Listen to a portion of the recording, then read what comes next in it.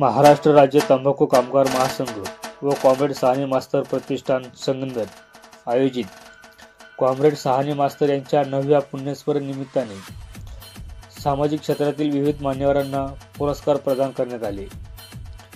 मायाची ऊब हरवलेल्या लेकरांच्या हक्काची सावली या संस्थेचे नितेश बनसोडे यांना विशेष समाजसेवा पुरस्कार, तर कामगार क्षेत्रातील विशेष पुरस्कार विकास अभंग, कामगार कार्यकर्ता पुरस्कार अजित निसाळ, कामगार कार्यकर्ता पुरस्कार मुकेश काटे, पाथर्डी विभागातील कामगार कार्यकर्ता पुरस्कार शहनाज शेख यांना पुरस्कार प्रदान करण्यात आले आहे। आमदार अमोल खताळ पाटील, मालपानी उद्योग समूहाचे अध्यक्ष राजेशजी मालपानी, मनीषजी मालपानी, गिरीशजी मालपानी, कॉम्रेड माधवराव नेहे, advocate Dnyandev साहने, advocate Subhash Kadlak, comrade कारभारी उगले आदी मान्यवर व्यासपीठावर उपस्थित होते। कार्यक्रमाचे प्रास्ताविक ॲडव्होकेट ज्ञानदेव साहने यांनी केले, तर सूत्रसंचालन अर्चना शुक्ला यांनी, तर आभार प्रदर्शन सुभाष कडलक यांनी केले। पुरस्कारार्थी मानपत्र वाचन कवी मुरारी देशपांडे यांनी केले। यावेळी कामगार बंधू आणि भगिनी मोठ्या संख्येने उपस्थित होत्या। महासत्ता न्यूज संगनमेर।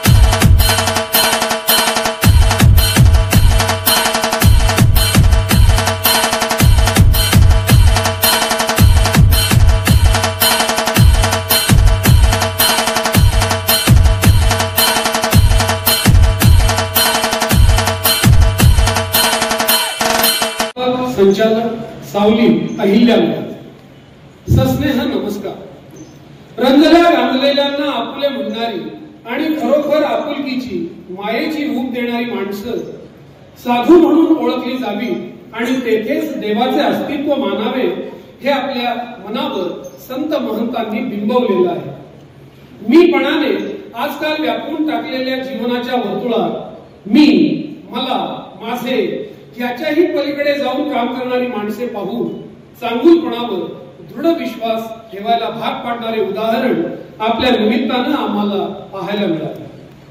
करील मनोरंजन जो मुलांचे जडेल नाते प्रभूशी तयाचे असे लिहून गेलेले महाराष्ट्राचे मातृहृदयी साहित्यिक साने गुरुजी यांना अभिप्रेत असलेल्या नात्याच्याही पलीकडे आपण अनाथ मुलांची नाळ जोडली। मनोरंजनच काय, पण दररोजचा श्वास घेणं सुद्धा ज्यांच्या आयुष्यात शारीरिक मानसिक क्षमतेची कसोटी बघणारा असतो अशा सर्वार्थाने वंचित बालक बालिकांची संपूर्ण जबाबदारी आणि ती ही स्वयंस्फूर्तीने आपण स्वीकारली। आई तारुण्यात अनेकांची अनेक स्वप्न असतात। कुणाला भरपूर पैसेवाला व्हायचे असते, कुणाला विदेशात जाऊन आयुष्य ऐशोआरामात जगायचे असते, पण नितेशजी तुम्ही मात्र एक वेगळेच रसायन निघाला। अनाथांचे नाथ होण्यात आपण धन्यता मानली। आपल्यामध्ये शेकडो मुलांना आपले मायबाप दिसले, इतका सुंदर साक्षात्कार सध्याच्या काळात दुसरा कोणता असेल? तुम्हाला सुखासीन आयुष्याची दररोज एक एक संधी खुणावत होती, शीर घालत होती, आपल्याकडे बोलावत होती, परंतु स्वतःसाठी जगलास तर मेलास, दुसऱ्यासाठी जगलास तरच खरोखर जगलास ही विचारधारा आपल्या मनात खोलवर रुजलेली होती। त्यातूनच प्रतिकूल परिस्थितीच्या वळव्यात देखील वंचितांना गारवा देणारी सावली आपण निर्माण केली। निरागस निष्पाप मनांची मशागत करून त्यांच्या डोळ्यात उज्ज्वल भविष्याच्या स्वप्नांची पेरणी केली, त्यांच्या बालमुठीत सामर्थ्याचं बीजारोपण केलं। तुम्ही हो माता पिता, तुम्ही हो बंधू सखा, तुम्ही हो या अर्थपूर्ण गीताप्रमाणे आपण त्यांचे सर्वस्व झाला। मुलं ही देवाघरची फुलं आहेत असं केवळ भाषणात म्हणणं खूप सोपं असतं, परंतु नियतीनं ज्यांच्यावर प्रचंड अन्याय केला आहे, ज्यांचं मातृपितृ छत्र हिरावून घेतलं आहे, सुख म्हणजे काय असतं हे ज्यांच्या नजरेच्या टप्प्यातही नसतं, अशा मुलांना आपण जाणीवपूर्वक विचारपूर्वक पदरात घेतलं, सतीचं कठीण वाण घेतलं, त्यांची संपूर्ण जबाबदारी आपल्याकडे घेतल्याने जणू काही त्यांना आपण दत्तकच घेतले। आमच्या माहितीप्रमाणे एका वेगळ्या अर्थाने इतका मोठा दत्तक विधानाचा परिपूर्ण विधी महाराष्ट्रामध्ये झाल्याचं आमच्या ऐकिवात नाही आणि बघण्यातही नाही. ज्यांच्या भावभोळ्या नजरेसमोर केवळ अंधार आणि अंधारच होता, त्यांच्या पावलांना प्रकाशवाट चालण्याचं वेळ लावणं, त्यांच्यात झपाटलेपण निर्माण करणं हे अशक्य कोटीतलं काम आपण हसत मुखाने केलं. मायेचं छत्र हरपलेल्या या निराधार बालकांना सावलीमध्ये एकत्र आणून केवळ 2 वेळचं जेवण आणि कपडे लत्ते म्हणजेच रोटी कपडा और मकान देण्या इतक्याच मर्यादित स्वरूपातील कामावर आपण समाधान मानलं नाही. या मातीच्या गोळ्यांना आकार देण्यासाठी कुशल कसबी कारागिरी करणाऱ्या कुंभाराची भूमिका आपण निभावली. या विद्यार्थ्यांमधील सुप्त कलागुण आणि त्यांच्या बौद्धिक क्षमतेचा आवाका ओळखून त्यांच्यातील कौशल्यांना वाव देऊन घासून पुसून लख करून त्यांना जगात लखलखणाऱ्या हिरे मोती माणकांची चमक आपल्या उपक्रमशील हातांनी दिली. त्या पवित्र हातांना आमचं वंदन. सावलीच्या माध्यमातून आपल्या हातून खूप मोठं सामाजिक काम घडलं आहे. बालवयात माया, जिव्हाळा, ममता मिळाली नाही तर बालगुन्हेगारीकडे वळणाऱ्या अल्पवयीनांची संख्या राज्यालाच नव्हे तर देशाला भेडसावणारी आहे. या पार्श्वभूमीवर आपण केलेलं काम ठसठशीतपणे उठून दिसणार आहे. या बालकांचे मन, मेंदू आणि मनगटाला शक्ती आणि युक्ती देणारी असामान्य व्यक्ती आपण ठरला नितेशजी. पुढची पिढी घडवायची असा घोष आपण सातत्यानं व्यासपीठांवरून ऐकत असतो. मात्र प्रसिद्धीपासून 4 हात लांब राहून पिढी घडवण्याची आपली कृती आम्हाला मनापासून भावली. अशी तुमची ही किमयागार सावली. चर्चासत्रावर विसंबून न राहता कृतीसत्रावर भर दिल्यानं आपण करते समाज सुधारक ठरले आहात. अर्थात हा प्रवास सुखकर कधीच नव्हता, अजूनही नाही. काटेरी वाटेवरचा हा प्रवास आहे. दररोज उगवत्या सूर्याच्या सोबतच उभ्या ठाकणाऱ्या समस्या भेडसावतात. सावलीमध्ये आपण संगोपन करीत असलेल्या त्या निष्पाप जीवांसाठी कितीतरी वेळा समाजासमोर दानदात्यांकडे आपल्याला झोळी पसरावी लागली. त्या झोळीनं आपल्याला दुनियादारी शिकवली. भल्या बुऱ्या अनुभवांची शिदोरी आपल्या पदरी जमा झाली. सावलीतल्या मुलांना महाराष्ट्राचे आराध्य दैवत छत्रपती शिवरायांच्या हिंदवी स्वराज्याची राजधानी असलेल्या किल्ले रायगडावर आपण घेऊन गेले असता त्या ठिकाणी श्रीमंत शिवशाहीर बाबासाहेब पुरंदरे आणि सुविख्यात गीतकार प्रवीण दवणे सरांची आपली गाठ पडली. आयुष्याला कलाटणी देणाऱ्या त्या प्रसंगाने सावलीलाही 4 सुखाचे दिवस आले. प्रसिद्धी मिळाली आणि मदत मिळवण्याची सिद्धीही प्राप्त झाली. 2 दशकांहून अधिक काळ चाललेली आपली खडतर तपश्चर्या फळास आली. आजवर तब्बल 500हून अधिक निराधार मुलांच्या आयुष्यात आपण प्रकाश निर्माण केला. त्यांना विविध कलांमध्ये पारंगत केले, निष्णात केले, जगण्याला दिशा दिली, भविष्याला आशा दिली, मुखात मानवतेची भाषा दिली. जगण्यासाठी आत्मनिर्भर केले. श्रम प्रतिष्ठेचे मूल्य त्यांच्या मनात रुजवले. त्यांना विशाल आकाश दाखवून गरुड झेप घेण्यासाठी गरुडाचे पंखही दिले. आपले अनेक शिष्य आज पदवीधर, द्विपदवीधर होऊन विविध क्षेत्रात चमकदार कामगिरी करीत आहे. यापेक्षा अमूल्य गुरुदक्षिणा अजून काय असेल. पालकांच्या भूमिकेतून स्वतःच्या पायावर सावलीने उभ्या केलेल्या 15 मुलींच्या कन्यादानाचं पुण्यही परमेश्वरानं आपल्या खात्यावर जमा केलं आहे. आजही त्या मुलींना माहेरा इतकी जोड आपल्या सावलीची वाटते.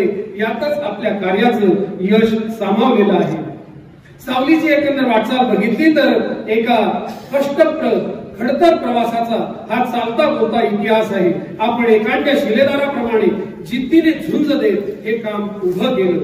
सुरुवातीला रो हाऊस मध्ये मुलांना छत्र दिलं. त्यानंतरच्या 7 वर्षांनी घेतलेली 2 गुंठे जागा, त्यावर बांधकाम करायला लागलेली 6 वर्ष, हे सगळे अनुभव दाहकतेपेक्षा मुळीच कमी नव्हते.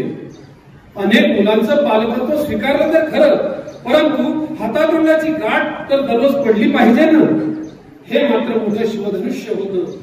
एखादा दिवस असाही कठोर उगवला की त्या दिवशी चक्क मुलांची भूक भागवण्यासाठी धान्याच्या गोदामामध्ये चोरी करण्याचा प्रसंग आपल्यावर आला.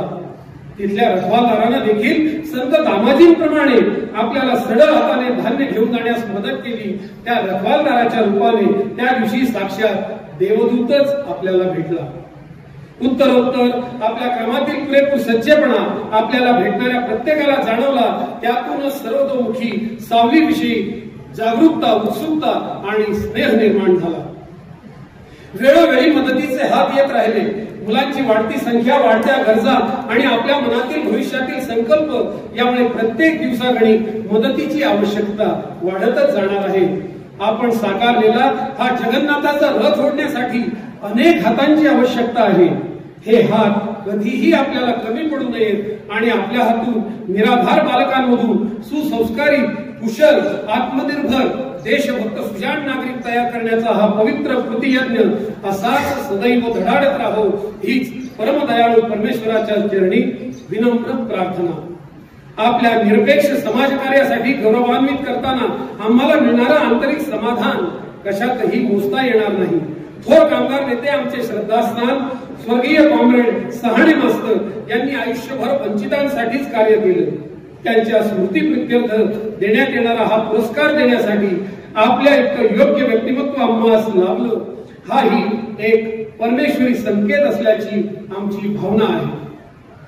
शेवटी आपल्यासाठी एवढंच म्हणेन, झेंडा भल्या कामाचा जो घेऊन निघाला, काटकुट वाट मधी पोचती त्याला, रगत निघल तरी बी हसल शाबास त्याची, तू चाल पुढं तुला रगड्या भीती कशाची.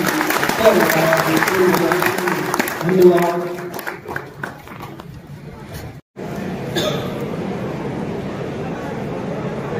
खरंच खूप हरवून गेलो मी आणि खूप विशेष वाटतंय, काहीतरी वेगळं वाटतंय आज मला.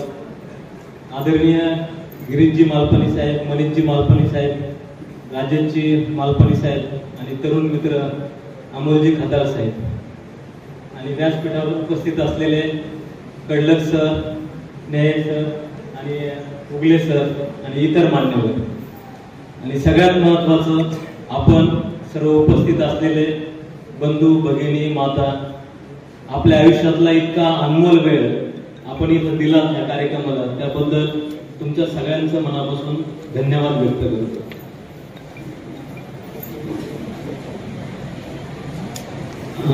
ह्या सरांनी जे सगळं वाचन केलं, डोळ्यात जोपर्यंत पाणी येतं ना तोपर्यंत माणूस जिवंत असतो. हे माणूसपणाचं लक्षण आहे आणि मला अभिमान वाटतो की माझ्यातला माणूस अजून जिवंत आहे. म्हणजे 20 वर्ष झाले त्या मुलांसाठी काम करताना अजूनही त्या भावना जशाच्या तशाच ओल्या आहेत आणि त्या टिकवण्याचं ती जी प्रेरणा आहे त्या ईश्वराने मला दिली किंवा त्याच्याकडनंच हे सगळं मला मिळत गेलं. खरं तुम्ही सगळ्यांनी आता सावलीचा प्रवास ऐकला, ज्यांच्यामुळे मिळाला ते महाराष्ट्र राज्य तंबाखू कामगार महासंघ आणि डॉक्टर सहाणे मास्तर. सहाणे मास्तर हे अवलिया होते, कामगारांचे नेते होते, कामगारांचे मित्र होते, कामगारांचे आईबाप होते. त्यांच्याविषयी मी ज्या वेळेस ऐकलं त्याच्या वेळेस ते ऐकताना मी भारावून जायचो की असा माणूस असतो का, इतका भन्नाट माणूस की ज्याने त्याचं सगळं आयुष्य उधळून लावलं होतं. मला एक किस्सा आमचे मित्र महबूब साहेब यांनी सांगितलं होता. असेच कामगारांची सभा होती, ते अध्यक्षस्थानी होते आणि महत्वाची मीटिंग पण होती त्या दिवशी. ते स्टेजवर बसलेले होते. आपल्याला खरं माहितीच नसतं आपल्यासाठी कोण झिजलंय, कोणी आपली आहुती दिली, कोणी जमिनीमध्ये खोलवर गाडून घेतलंय. त्या गाडून घेतल्यामुळं आपण सगळेजण आज खूप छान आयुष्य जगतोय. अशा ह्या महान विभूती असतात, त्यातले सहाणे मास्तर होते. तर तो किस्सा असा होता, ते स्टेजवर बसलेले होते, त्यांचं भाषण होतं, अध्यक्षीय भाषण, आणि निरोप आला संगमनेरवरून की त्यांच्या पत्नी त्यांचं निधन झालं. आता ते सांगायचं कसं, हा मोठा पेज होता कार्यकर्त्यांना, कारण स्टेजवर कार्यक्रम आहे, समोर कामगार बसलेले, कामगारांच्या महत्वाच्या प्रश्नांवर ती सभा होती. आणि मग ते महबूब साहेबांकडे ती जबाबदारी दिली की तुम्ही जा आणि सांगा सहाणे मास्तरांना की तुमच्या पत्नींचं आता निधन झालं. त्यांना क्षणभर काही कळलंच नाही की मी कसं जायचं आणि कसं म्हणायचं की मास्तर तुमची अर्धांगिनी आज तुम्हाला सोडून गेली. न राहून कसं बसू ते स्टेजवर गेले आणि त्यांनी हळूच कानात सांगितलं की मास्तर ते त्यांना काकू म्हणत असतील की त्या खूप आजारी आहेत, सिरियस आहेत असं त्यांनी सांगितलं. परंतु तसं सांगताना साने मास्तर पण हुशार होते, त्यांना कळालं आणि ते हळूच म्हणाले की ठीक आहे ना, खूप सिरियस असतील तर जे उपलब्ध असतील ते त्यांना दवाखान्यात घेऊन जातील. आणि शेवटी मला असं वाटतं पिकलेले पाणी एक दिवस गाळणारच. तर मला असं वाटतं पिकलेलं पाणी गाळलेलं आहे, तुला ते सांगता येत नाही एवढंच. आणि असं म्हणून ते थांबले. आणि पण ते म्हटले त्याला की महबूब, हे सगळं जरी खरं असलं तरी माझ्यासाठी माझे कामगार हे महत्वाचे आहे, माझ्या पत्नीपेक्षा, माझ्या घरापेक्षा. आणि मला ही सभा कामगारांचे प्रश्न सोडवल्याशिवाय मला इथून निघता यायचं नाही. आणि ते खरंच ती सभा संपली, अध्यक्षीय भाषण संपलं, कामगारांचे प्रश्न संपले आणि सगळं संपून मग अंतिम विधी लागलं आहे. मित्रांनो, इतकं मोठं धाडस, इतकी मोठी हिंमत, इतकी मोठी स्थिरता यायला खूप मोठं काळीज आणि स्थिरता असायला हवी. ती साने मास्तरांच्या मध्ये होती आणि त्या साने मास्तरांच्या नावाने मला हा पुरस्कार मिळतो, याचा मला खूप खूप अभिमान वाटतो. आणि तो पण सगळे उद्योजक, ते उद्योजक म्हणता येणार नाही कारण त्या तिघांच्या बद्दल ज्यावेळेस ऐकत होतो त्यावेळेस ते 3 दिशेला जाणारे 3 देवदूत आहेत. 3 विभागामध्ये काम करणारी महान माणसं आहेत. एक वृक्षांसाठी काम करतात, एक कामगारांसाठी काम करतात, एक कामगारांना समृद्धता यावी म्हणून काम करतात. असे 3 दृष्टिकोन घेऊन हजारो कामगारांचं कल्याण करण्याचं ज्यांनी नेतृत्व केलं असा मालपाणी परिवार आणि साने मास्तर हे दोघं एकत्र आल्यामुळं आपल्यासारख्या सर्वसामान्य माणसांचं खरंच आयुष्य सुखकर झालं आहे. आणि त्याबद्दल सगळ्यांचं खूप खूप मनापासून धन्यवाद.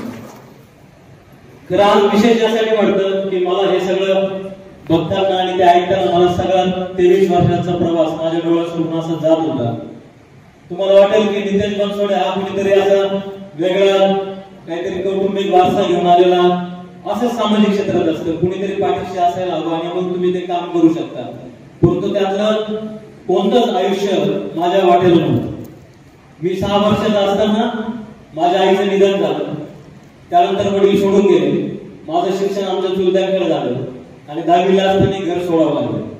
मग नंतर मी क्लासेस घेऊन माझं शिक्षण पूर्ण केलं, माझ्या बहिणीचं शिक्षण पूर्ण केलं, 12वी सायन्स पूर्ण केलं आणि मला एका चांगल्या कंपनीमध्ये जॉब मिळाला. मला क्षणभर असं वाटलं की आता बरं झालं, आता आयुष्य स्थिर झालं, आपलं परमनंट जॉब मिळाला, आता आपण काम करू आणि आता आपलं आयुष्य जगू. पण काय माहिती ईश्वराच्या आणि मनामध्ये काहीतरी वेगळं असेल. आणि त्यानंतर मला काही रात्री झोपच आली नाही. मला काही वेळा असं वाटलं की मी जन्माला कशाला आलो. मी आता 7 ते 3:30, 3:30 ते 12:30 अशा शिफ्ट करायच्या किंवा माझ्या आजीचं किराणा दुकान सांभाळून मी किराणाचा व्यवसाय करायचा. या 2 कामांमध्ये मला आयुष्य खर्च करायचंय का? यासाठी मला जन्माला घातला असेल का? आणि यासाठी माझी आई मला सोडून गेली असेल का? तर नक्कीच ती जर मला सोडून गेली असेल तर त्याच्या मागे काहीतरी दैवी घटना असेल, काहीतरी वेगळं काम असेल. आणि लहानपणापासून थोडंसं मेडिटेशन करायची सवय होती, म्हणजे ध्यान करण्याची सवय होती. आणि त्यातनं स्वतःचेच प्रश्न स्वतःला विचारत राहिलो आणि मला काही रात्र झोपच आले नाही. आणि मी विचार केला की परत असं होईल की मी साधारणपणे जॉब करेल, महिन्याच्या शेवटी मला पगार येईल, संध्याकाळी माझे 4-5 मित्र असतील, नंतर लग्न करेल, मग बायको, मुलं, एखादी गाडी, एखादं छान घर. आणि संध्याकाळी आल्यानंतर तू किती ब्रँडेड शर्ट घातला, तू किती चांगले ब्रँडेड गाडी घेतली, मी किती घेतली, तुझे शूज कोणत्या कंपनीचे, माझे शूज कोणत्या कंपनीचे, तू प्लॉट घेतला का आता, मी प्लॉट घेतला आता, मी हा टाऊक मारला, तो टाऊक मारला. असे सगळे टाऊक असलेल्या सगळ्या गप्पा आपल्या होतील. आणि मग असं करत करत 70-75 वर्ष आयुष्य जे काही मिळालेलं असेल ते संपेल आपलं. आणि संताक्षणी म्हणेल की माझ्या बँकेमध्ये एवढी एफडी होती, एवढे माझे प्लॉट झाले आणि इतकी संपत्ती आहे, मी आता श्रीमंत झालो. आणि असं करत करत मी गेलेलो असेल. ते खरा प्रश्न पडला यासाठी आपण या जमिनीवर आलेलो इथं. तर नक्कीच मला माझं असं उत्तर मिळालं की माझा जन्म नक्कीच यासाठी झालेला आहे. इतकं छोटं आयुष्य करण्यासाठी ते नक्कीच झालेलं आहे. आणि त्या क्षणाला मला अतिशय आनंद झाला. मी भारावून गेलो आणि मी ठरवलं की मला काहीतरी वेगळं काम करायचं आणि मी करेन. मग काय करायचं तर लहानपणापासून एक वेदना मुळे होता. ज्यावेळेस आई जाते ना तुमची, त्यावेळेस प्रचंड मनस्ताप तुमच्या आयुष्याला लागलेला असतो. भले नातेवाईक तुमच्या अवतीभोवती असू द्या, परंतु तुम्हाला सारखं केविलवाणेपणा आणि भेदभाव ह्या दोन गोष्टींमध्ये तुम्हाला तुमचं शोषण, मानसिक आणि कौटुंबिक शोषण हे कायमस्वरूपी होत असतं. ते शोषण माझ्याही वाटायला आलं. मग मला कळलं की भारतामध्ये दोन जाती आहेत. दोन जाती कोणत्या आहेत? एक अनाथ असल्याची आणि एक अनाथ नसल्याची. ह्या दोन खऱ्या जाती आहेत या देशामध्ये. ज्यांना आई वडील नाहीत ना, त्यांचं आयुष्य अतिशय विचित्र अवस्थेमध्ये त्यांना जगावं लागतं. ते ह्या देशातल्या कोणत्याच घटकामध्ये ते माणसं मोडत नाही. त्यांची सातत्याने उपेक्षा होते किंवा सिव्हिलवाल्या नजरेने त्यांना मारलं जातं. असं सगळं घडतं. आणि दुसरं असतं की ज्यांना आई वडील मिळाले, ज्यांना घर मिळाले, ज्यांना कुटुंब व्यवस्था मिळाली, म्हणजे लहानपणापासून प्रेम, मायाचा स्पर्श, तुमचं कौतुक करणारा डोक्यावरचा हात मिळतो, तुम्ही भांडण केल्यानंतर तुम्हाला सपोर्ट करणारे आई वडील मिळतात. परंतु तशा कोणत्याच गोष्टी आमच्या वाट्याला आल्या. म्हणजे भांडण केले तर आम्हाला म्हटलं जायचं, बघा ना काय भांडखोर आहे, त्याला आई नाही म्हणून असं आहे. शाळेत पहिला नंबर आला तर परत म्हटलं जायचं, बघा ना त्याला आई नाही आणि पहिला नंबर आला. म्हणजे दोन्ही बाजूने आमची कुचेष्टा व्हायची. आणि त्या सगळ्या वेदना, त्या सगळ्या हालापेष्टा त्या मानसिक स्तरावरच्या होत्या. आणि त्यानंतर मग त्या आर्थिक स्तरावर गेल्या, कौटुंबिक स्तरावर गेल्या. असं करत करत ते आयुष्य सुरू झालं. आणि म्हणून त्या आयुष्याची जी पार्श्वभूमी होती त्यातनं असं ठरवलं की मी पण थोडासा मोठा झालो तर एक मुलांचं घर करेल आणि त्या घरामध्ये असे मुलं ठेवेल की त्या मुलांना फक्त आणि फक्त प्रेम असेल. तिथे त्यांना कुटुंब असेल, त्यांना आपलं म्हणणार कोणीतरी असेल. आणि असं ठरवून 2001 ला आम्ही काम सुरू केलं. मी नगर शहरामध्ये गेलो, पत्रकारितेचा कोर्स केला आणि मला जी तुरळक मानधन मिळत होतं त्या मानधनातनं एक 250 रुपये खुली भाड्याने रूम घेतली आणि 3 मुलांपासून हा प्रवास सुरू झाला. पण खूप कठीण होतं, कारण नगरला ना नातेवाईक होते, ना कोणता कौटुंबिक असा सपोर्ट होता, राजकीय पार्श्वभूमी नव्हती, कोणी परिचयाचे माणसं नव्हते. सगळं पूर्णपणे उजाड मारण्यासारखं होतं, पूर्णपणे आनंद पण होतं. म्हणजे मला आठवतं, मला ज्यावेळेस संस्थेची घटना स्थापन करायची होती त्यासाठी 250 रुपये पण खिशात नव्हते. अशा अवस्थेत संस्थेची स्थापना केली आणि संस्थेला नाव दिलं संकल्प प्रतिष्ठान. आणि त्याच्यामध्ये म्हटलं की सावलीचं एक घर करूया आणि त्या घरामध्ये जो मुलगा येईल त्या मुलाला प्रेम आणि आनंद मिळेल. आणि अशा पद्धतीने त्या सावलीचं काम सुरू झालं. या सगळ्या सावलीमध्ये मग कोणती मुलं येतील? सावलीमध्ये येताना त्यावेळेसचा काळ वेगळा होता. त्यावेळेस HIV बाधित कुटुंबातली मुलं असायची, ती आमच्याकडे यायची. त्यांना कोणी स्पर्श करत नसायचं, त्यांना कोणी खायला देत नसायचं. अशी मुलं आमच्याकडे यायची. आम्ही त्या घरात जायचो. HIV बाधित लोकांचा जर मृत्यू झाला त्यांचा अंत्यविधी करायचा आणि त्या मुलांना घेऊन आमच्याकडे यायचं. नंतरच्या काळामध्ये मग आत्महत्याग्रस्त कुटुंबातली मुलं यायला लागली. त्यानंतरच्या काळात मग गुन्हेगारी क्षेत्रातली मुलं यायला लागली. अशी सगळ्या प्रकारची मुलं यायची आणि आमच्याकडे राहायला जागाच नव्हती.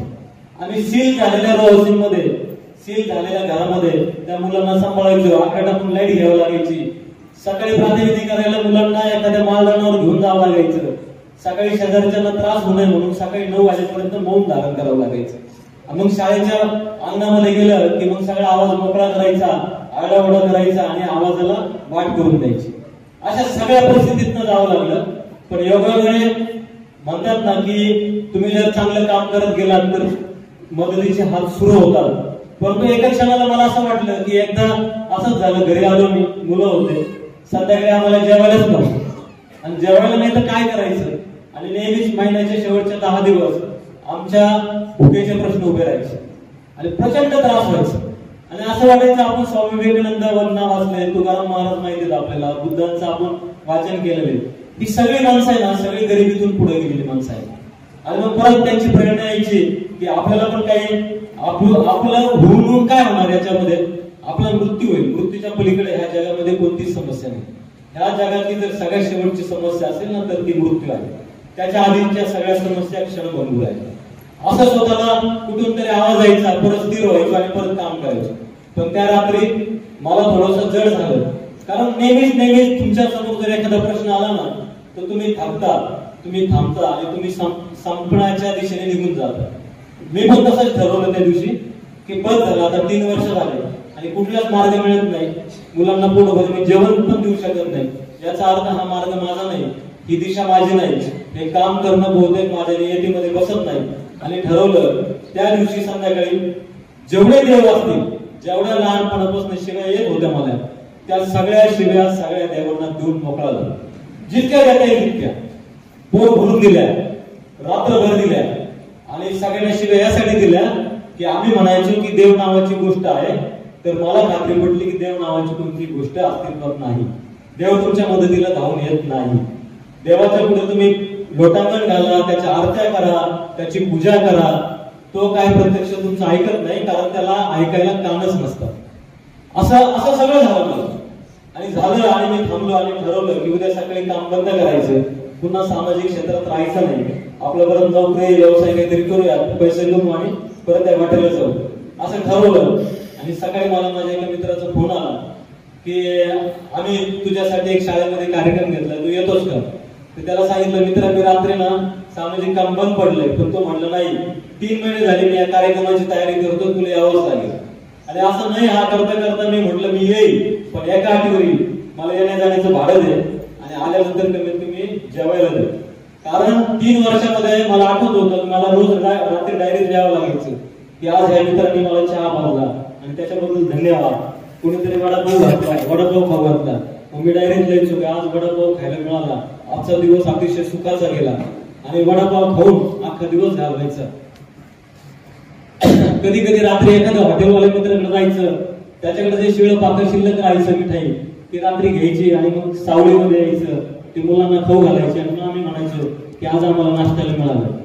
रॉकेल संपलेलं असायचं, दिवसभर बनवून हिंडायचं, ब्लॅक मध्ये पण रॉकेल मिळत नव्हतं. मग कसं भांडण करायचे, 50 रुपयाचं म्हणून ते रॉकेल घ्यायचं, मग आमचा स्टोव चालू व्हायचा आणि मग आमचं स्वयंपाक व्हायचं. असे ते सगळे 3-4 वर्षांचे दिवस होते, खूप भयानक होते. म्हणजे त्याची कल्पना करू शकत नाही, एवढे दुःखात एवढ्या वेदनेत होते. परंतु मला धीर कधी आला माहितीये का? मी ज्यावेळेस स्वामी विवेकानंद ऐकलं ना आणि ज्यावेळेस वाचलं त्यावेळेस मला धीर आला. स्वामी विवेकानंद एवढे प्रगाढ विद्वान होते, ते परदेशात गेले आणि परदेशात असताना सुद्धा त्यांनी भारतीय सगळ्या आपल्या लोकांना पत्र लिहिले की तुम्ही फक्त माझ्या भाकरीची सोय करा, माझ्या जेवणाची सोय करा. आणि तरी पण त्यांच्या जेवणाची व्यवस्था करणारे भारतीय नव्हते. याचं दुःख त्यांच्या पत्रांमध्ये होतं. मी म्हटलं आपल्याच लोकांनी खरं काम करणाऱ्या स्वामी विवेकानंदाला सुद्धा नाकारलं तर आपण काय, आपण तर काहीच नाही. त्यांना नाकारलं, त्यांना शेवटी एका एका कणासाठी, एका एका रुपयासाठी स्वामी विवेकानंदांचा शेवटी हळहळ करून मृत्यू झालेला आहे. हा इतिहास आपल्यापर्यंत आलेलाच नाही. आजारपण आलं त्यांना आणि आजारपणात त्यांना मृत्यूला सामोरं जावं लागलं.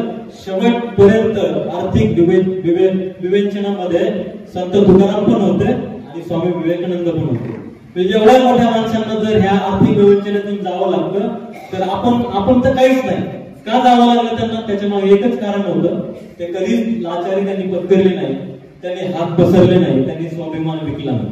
आणि तीच प्रेरणा कुठेतरी माझ्या मनामध्ये झिरपलेली होती आणि मी पण ठरवलं होतं की कधीच लाचारी पत्करायची नाही. आपली जी मुलं आहेत ती नेहमी आनंदी असली पाहिजे, त्या मुलांच्या चेहऱ्यावर हसू असलं पाहिजे आणि स्वाभिमानाने आपलं घर चाललं पाहिजे. आणि या स्वाभिमानाच्या पोटी आमची भुकेची व्यथा ती चालू होती. आणि त्या मित्रांनी सन्मानाने बोलवलं, मी गेलो.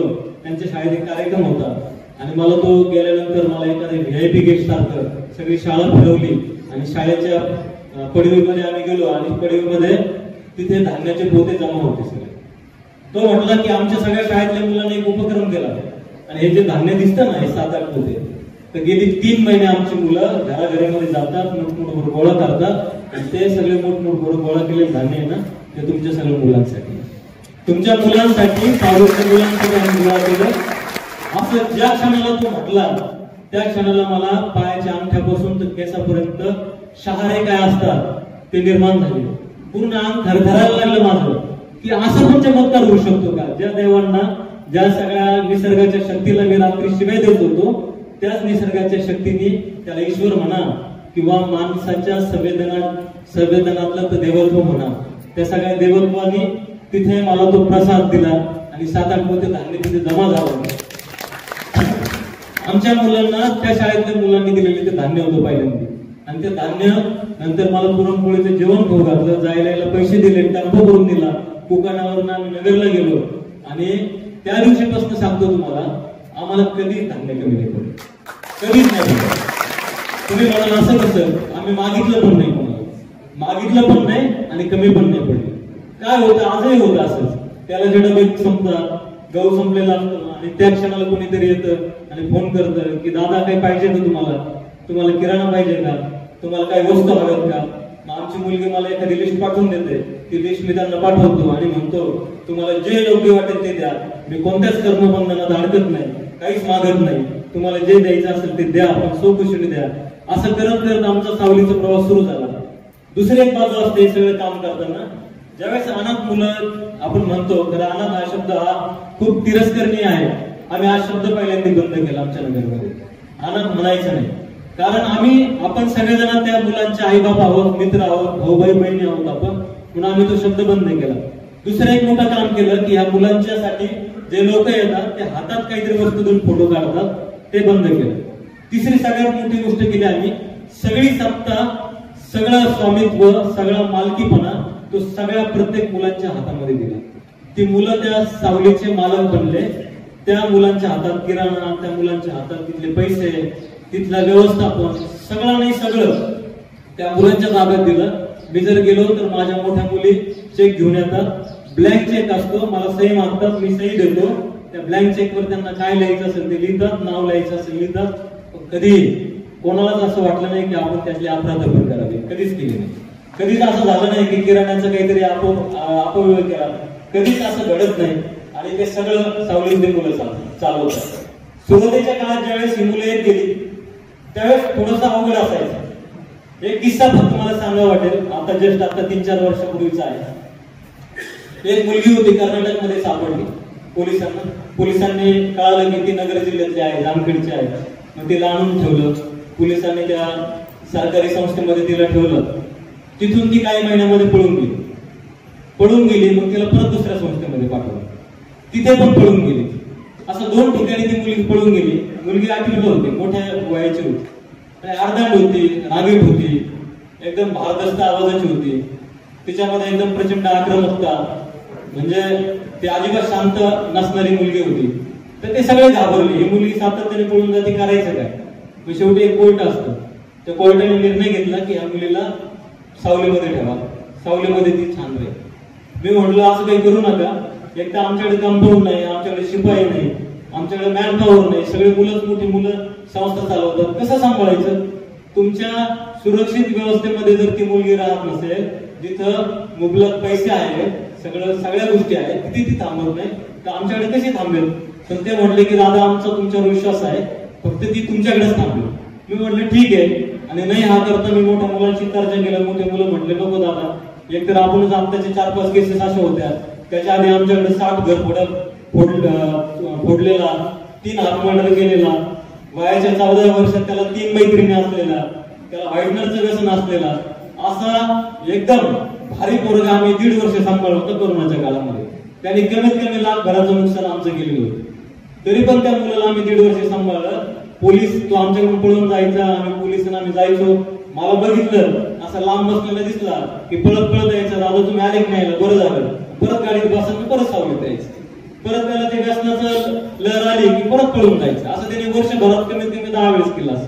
पण त्याचं खूप प्रेम जडलं होतं आमच्याशी, आणि त्या प्रेमाच्या नात्याने तो थोडासा डेव्हलप झाला. तर मुलांना म्हटलं इतका आपण मुलगा जर सांभाळा तर ही मुलगी हिला सांभाळू आपण. मग आम्ही घेतलं तिला. घेतल्यानंतर ती आली आणि पहिल्याच दिवशी तिने सुरू केलं रागारागात बोलणं, चिडणं, आमचे जे अधीक्षक आहेत त्यांच्या अंगावर धावून जाणं, शिव्या देणं. आणि तिला म्हटलं शाळेत जा. मी शाळेत जाणार नाही, काय करायचं करा, मला झोपायचंय.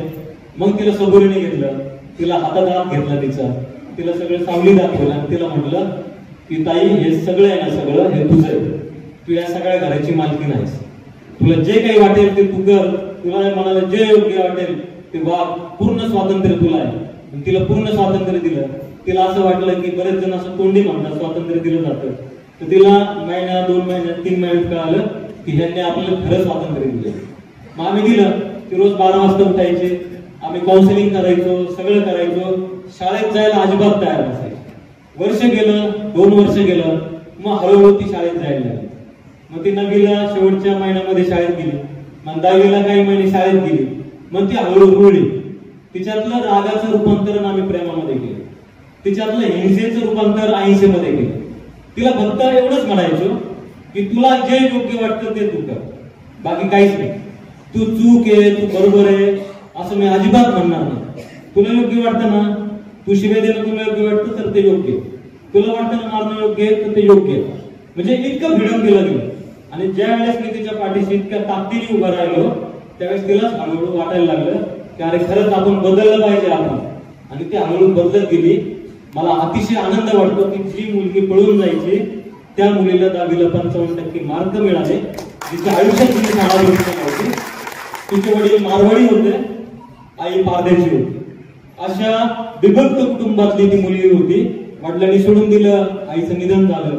अशा वाईट परिस्थितीतनं त्या मुलीला आम्ही घेतलं होतं. आणि तिचा तो उद्रेक तिच्या मनामध्ये होता, तिचा तो राग होता की माझ्या आयुष्यात असं का घडलं.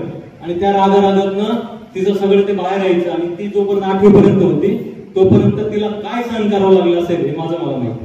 आणि मग हळूहळू ती सुधारली. 10वीला टक्के चांगलं पडले. आणि मग हळूच मला म्हणाले की दादा मला हॉटेल मॅनेजमेंटचा कोर्स करायचा. मग ती स्वयंपाक घरात जायला लागली, भाजी बनवायला लागली, चपात्या बनवायला लागली, लहान मुलांना सांभाळायला लागली. आणि आता ती रोज 2 बस बदलते. भूषणनगर मध्ये निघते, मालेवाड्याच्या बस स्टँडला जाते, मालेवाड्याच्या बस स्टँडवरून निवड कॉलेजला जाते, दिवसभर कॉलेज करते आणि संध्याकाळी सुखरूप येते. असं वर्षभर तिने केलं की जी मुलगी पळून जायची ती मुलगी स्थिरावली. आणि आता मला म्हणाली की मी एक मोठं हॉटेल उभं करणार आणि ते हॉटेल चालवणार. मला आत्ताच लग्न नाही करायचं. अशा एक ना अनेक केसेस आमच्याकडे येतात. कधी कधी एखाद्या मुलीच्या समोर तिच्या आईला ठेचून मारलेलं असतं. एखाद्या मुलाच्या समोर स्वतःच्या वडिलांनी गळ्याला फास घेतलेला असतो. तो लहान वयामध्ये आमच्याकडे तो 5 वर्षाचा असताना 6-6, 8-8 महिने एक शब्दही कोणाशी बोलत नसतो. कारण त्याला रोज त्याच्या वडिलांनी फासावर गेलेला वडिलांचा चेहरा दिसत असतो. अशी मुलं ज्यावेळेस येतात ना त्यावेळेस गलबून होऊन जातात. आणि तुम्ही सांगा अशी मुलं आल्यावर आपण त्यांना काय सांगायचं? शाळेत जर सांगायचं? अहो त्यांना शाळेची गरज नसते त्यावेळेस, त्यांना कपड्यांची गरज नसते, त्यांना जेवणाची गरज नसते. त्यांना फक्त आणि फक्त त्यांना स्पेस हवी असते, ऐकून घेणारी माणसं हवी असते. मग आमच्या सावलीची भूमिका काय होती पहिल्यापासून? आम्ही पण हळूहळू शिकत गेलो. मी पहिल्यांदाच ठरवलं की आम्हाला सावली नावाची जरी संस्था असेल त्या संस्थेच्या वाढीपेक्षा तिथे असणारा एक मुलगा मोठा झाला पाहिजे, त्याचा आंतरिक विकास झाला पाहिजे. त्या आंतरिक विकासासाठी खूप आम्ही भर दिला, त्यासाठी खूप कष्ट केले. तास एका मुलाला दिले, महिने आम्ही एक मुलाला दिले. जो वेळ आम्ही पैसे गोळा करण्यासाठी घालू शकलो असतो, पण आम्ही ठरवलं होतं की पैसे काय आज उद्या असतात, पण माणसं एकदा गेली की गेले. माणूस महत्वाचा असतो, पैसे महत्वाचे नसतात. पैसा हा फक्त माध्यम आहे. आणि परमेश्वर इतका ताकदीचा आहे ना, निसर्ग एवढा ताकदीचा आहे, तो तुम्हाला देतो, तो थांबत नाही. कातळ साहेबांचं उदाहरण घ्या, दिलं का नाही? करा तुम्ही, कष्ट करत राहा. आणि मला आयुष्याने एकच गोष्ट शिकवली. एकदा मी एका गावामध्ये थांबलो होतो, ज्या गावातून मी नगरला यायचो. मला ना 25 पैशासाठी मला थांबावं लागायचं, कधी 50 पैशासाठी. रिक्षाला भाडं नसायचं ना, रडायचो खूप मी की आता काय करायचं, आता 50 पैसे नाही. म्हणायचं कसं काय मला फुकट घेऊन जा. आणि कधी कधी म्हणायचं बिल लाजासारखं, पण एकदा ना थोडं लाज वाटतं ना, कधी कधी अभिमान जागा होतो. तसं माझं झालं. मी म्हटलं काय आपलं भिकारी अवस्था आहे, 50 पैसे नसतात खिशात, 1 रुपया नसतो आपल्याकडे, आणि आपल्याला जाता येत नाही. मी खूप रडलो एक दिवस, तिथे रडत रडत थांबलो. आणि मला काय माहित आतून असा एक आवाज आला, असं वाटलं मला, एक विचार आला की ठीक आहे ना, आत्ता पैसे नाही, आता हे दुःख झालं. आणि दुःख प्रत्येकाच्या आयुष्यामध्ये एकदा येतच असतं, पण आपण ते दुःख काय करतो, घेतो आणि आयुष्यभर राबवतो. मला त्यावेळेस एक चावी सापडली की आता हा दुःखाचा क्षण आहे, हे दुःख झालं, ही अडचण आहे माझ्यापुढे, हे आयुष्य असंच आहे. आणि आता जो क्षण आला, मला जे वाईट वाटलं, जे रडलो मी, ते गेलं, इतिहासामध्ये जमा झालं, ते परत रिपीट नाही होणार. जो विचार आला मला, ज्या वेदना झाल्या त्या गेल्या. समुद्रात जशी लाट येते आणि ती निघून जाते, तुम्ही जसं समुद्राच्या कडेला हस्ताक्षर करतात, लाट येते आणि ते हस्ताक्षर भिजून जातं, ते थांबत नाही. तसंच मला दुःखाचा विचार आला, माझ्याकडे पैसे नाही हा विचार आला, मला वाईट वाटलं, आत्महत्या करायचा विचार आला, सगळं निघून गेलं त्या क्षणात. आणि म्हटलं की ह्या क्षणाला काय माझ्याकडे, ह्या क्षणाला फक्त आनंद आहे माझ्याकडे, फक्त आणि फक्त आनंद. आणि ती चावी ज्या क्षणाला सापडली ना मला, त्या क्षणाला ती चावी घेऊन आजपर्यंत मी जगतो. रोज सकाळी उठतो आणि मी उठल्यानंतर मी म्हणतो की चला आजचा दिवस आपल्याला गिफ्ट मिळाला, आज आत्ता तो दिवस आपल्याला छान घालवायचा. संध्याकाळी झोपताना म्हणतो की आजचा दिवसाचा शेवट झाला, माहित नाही सकाळी उठेल की नाही उठेल की, मला काहीच कल्पना नाही, उद्याचा दिवस माझ्या हातात आहे की नाही. रात्री झोपतो म्हणजे रात्री माझा मृत्यू होतो, सकाळी परत मी जिवंत होतो आणि मी ह्या भारत देशामध्ये जन्मलो याचा अभिमान वाटतो. कारण ही अतिशय महान पुरुषाची घटना आहे. त्या महापुरुषाने आम्हाला बुद्ध दिला, ज्यांनी महावीर दिला, ज्यांनी स्वामी विवेकानंद, महात्मा गांधी, इतके भगतसिंग, इतकी मोठी मोठी माणसं, संत तुकारामांसारखी माणसं दिली. आणि या सगळ्यांचे विचार एकच होते की या समाजामध्ये प्रेम निर्माण करायचं, आपल्याला ह्या समाजामध्ये शांतता निर्माण करायची. आणि हे सगळं म्हणताना खूप छान वाटतं, मलाही वाटायचं असं. मग आम्ही आमच्यामध्ये गेलो, आम्ही सगळे मुलं हा विचार करतो की आम्हाला काहीच नाही, म्हणजे आमचं एक ब्रीदवाक्य सांगितलं, काही हो, कितीही भांडणं झाले, कितीही मारामाऱ्या झाल्या, एकमेकांनी शिव्या दिल्या तरी चालेल, पण आपल्याला एकमेकांशी प्रेमाने वागायचं. तुम्ही कधी पण या सावलीमध्ये आमच्याकडचं 7 वर्षाचं प्रेम आणि आमची सगळ्यात मोठी मुलगी आता अर्चना, ती 23 वर्षाची आहे, की जी जन्मल्याबरोबर तिची आई वारली. तिच्या भावाने बोळ्याचं दूध असतं ना तसं पाजून तिला मोठं केलं, कुपोषित मुलगी.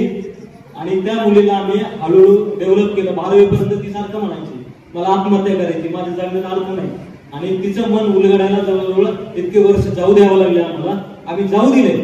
आता ती MAW झाली आणि सगळं सावलीचं काम ती पाहते टोटल, म्हणजे मला काहीच बघू देत नाही. ती सगळ्याचे सगळे व्यवस्थापन, मुलांना सांभाळणं, सगळं काम ती करते, बाकीची मोठी मुलं करतात.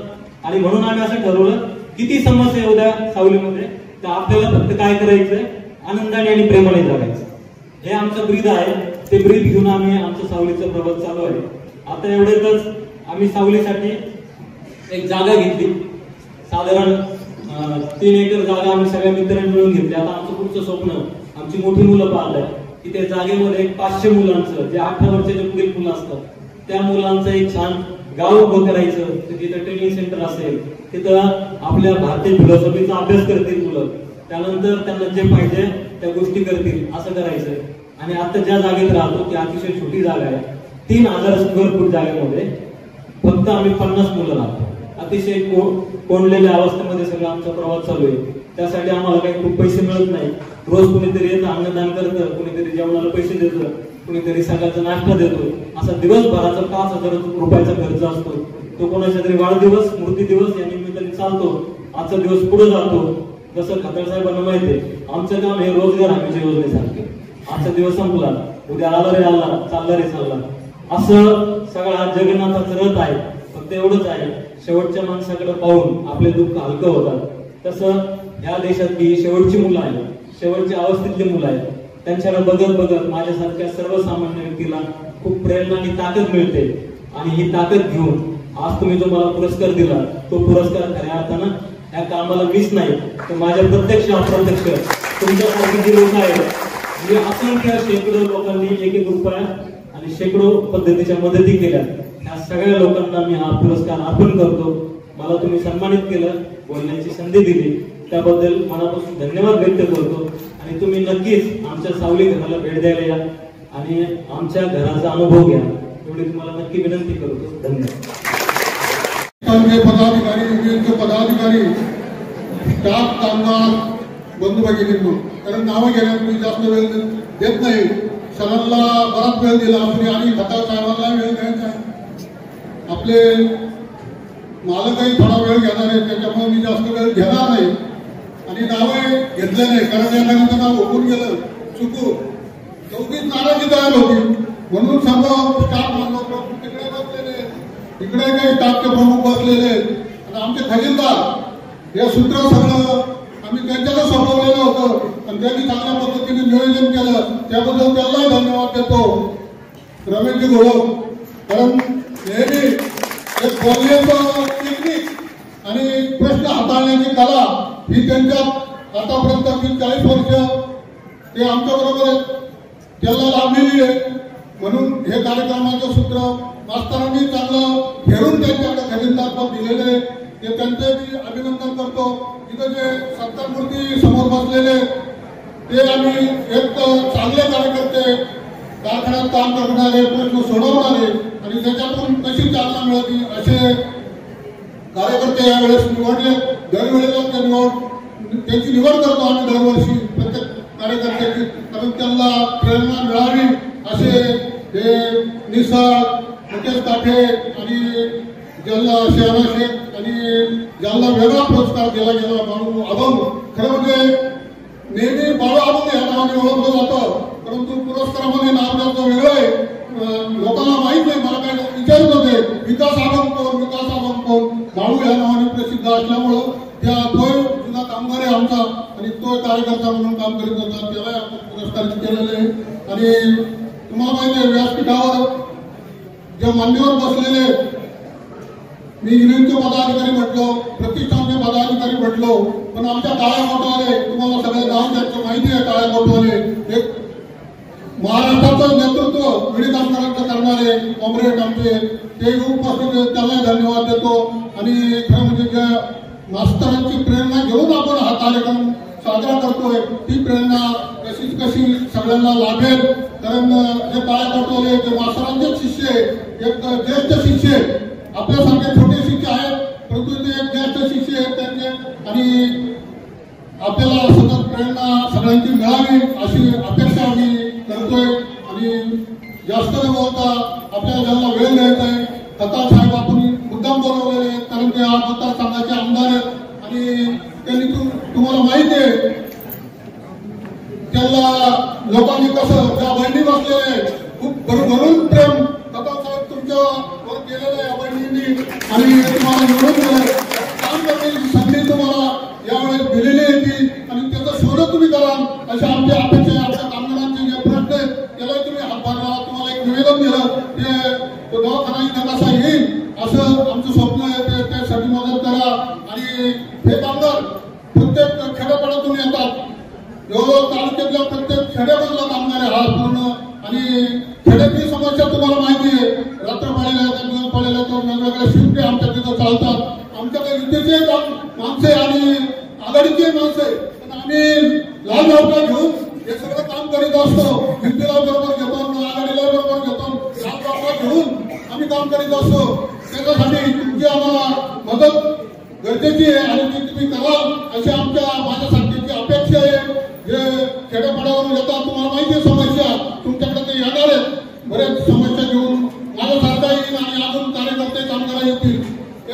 प्रत्येक खेड्यामध्ये 5 रस्त्यांच्या समस्या आहेत, 5 रस्ते प्रत्येकाचे अडचणीचे, रात्रीचे यायला जायला अडचणी तयार होतात. त्याच्यासाठी तुम्ही जर ते पाऊल उचललं, 5 रस्ते कसे चांगले होतील असं जर पाऊल उचललं तर हा कामगार सतत तुम्हाला प्रेम तुमच्यावर करणार आहे, भगिनी तुमच्यावर प्रेम करणार आहे. आणि त्यासाठी तुमची मदत आहे खताळ साहेब आम्हाला, आणि ती तुम्ही कराल अशी अपेक्षा ठेवतो. जास्त वेळ न घेता माझे 2 शब्द संपवतो. धन्यवाद.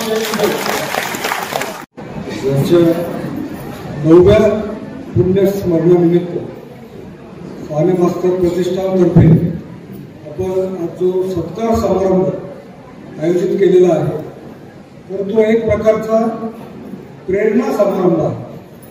कारण की आज आपण व्यासपीठावर पाहिलं तर असे दिग्गज आहेत की ज्यांच्याकडून आपण फार प्रेरणा, मोठी प्रेरणा आपण घेऊ शकतो. सर्वप्रथम आपले मान्य आमदार अमोलजी खताळ, तसेच आपले राजेश भाऊ, मनीष भाऊ, माधवराव नेहे, ज्ञानदेवजी सहाने आणि आजचे विशेष सन्मान मूर्ती ज्यांना आता आपण ऐकलं असे हितेजी बनसोडे, तसेच आपले बाळू अभंग, अजितजी मिसाळ, शहनाजजी शेख, प्रतिष्ठानचे अध्यक्ष सुभाषजी कडलक आणि प्रतिष्ठानचे खजिनदार रमेशजी घोलप व उपस्थित सर्व स्टाफ तसेच कामगार बंधू भगिनी.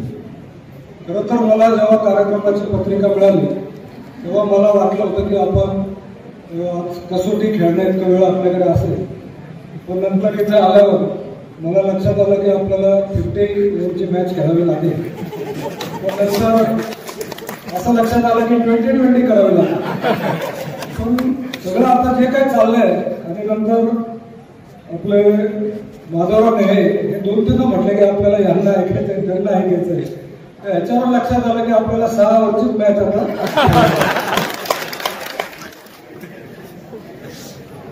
तर आज साने मास्तरांकडून आपण ही प्रेरणा घ्यायला पाहिजे की ज्यांचे विचार हे मोठे असतात, राणी सिंपल असावी परंतु आपले विचार हे मोठे असावे. तर पुढे जाऊन ते लक्षात राहतात आणि फक्त विचारच नाही तर ते विचार आपण आपल्या कार्यात आणले तरच ती व्यक्ती मोठी होते आणि त्यांनी दिलेल्या दिशेवर आपण पुढचं काम करत असतो. आणि म्हणून आपण आज 9 वर्ष झाले, पुढे अनेक वर्ष होत राहतील, परंतु सहाने मास्तरांनी दिलेल्या कार्याची दिशा यावर आपण चालत राहू. आणि आज आपण ज्या कामगारांचा सन्मान केला तर भगवान कृष्णाने सांगितलेलं आहे की जी व्यक्ती निष्काम सेवेने म्हणजे कुठल्याही फळाची अपेक्षा न करता कार्य करते आणि त्या कार्याची काळजी हा परमेश्वर घेत असतो, जी व्यक्ती परमेश्वरावर भक्ती करते त्याची रक्षा हा परमेश्वर करत असतो आणि त्याला बरोबर परमेश्वर सगळं काही देत असतो. त्यामुळे त्यांनी कुठल्याही प्रकारची चिंता ही करू नये. आणि अशाच प्रकारे आपले हे 3 कामगार ज्यांचा आपण आज सन्मान केला तर त्यांनी देखील निष्काम सेवा ही केलेली आहे. ही सेवा करत असताना त्यांचं घर कसं चालेल हे त्यांनी बघितलेलं आहे. आणि ज्या प्रकारे परमेश्वरांनी सांगितलं की जो माझी सेवा करतो त्याला मी चांगलं फळ देतो, तर तसंच आपल्या कंपनीमध्ये परमेश्वर कोण आहे तर कस्टमर इज गॉड. म्हणजे कस्टमर जो आहे, जो आपला कस्टमर आहे, जो आपला ग्राहक आहे तो आपला परमेश्वर आहे.